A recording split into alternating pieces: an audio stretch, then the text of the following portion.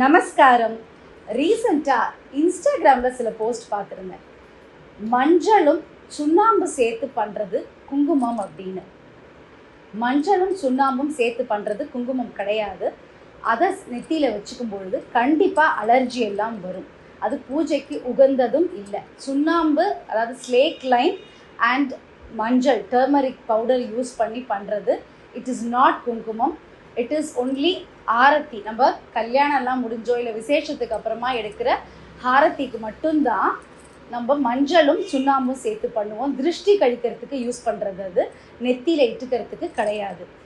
மஞ்சளில் படிகாரம், வெண்காரம், எலுமிச்சை சாறு சேர்த்து மினிமம் 28 நாள் ஊற வச்சதுக்கு அப்புறமா அந்த மஞ்சளை அரைச்சி பண்ணுறது தான் குங்குமம்.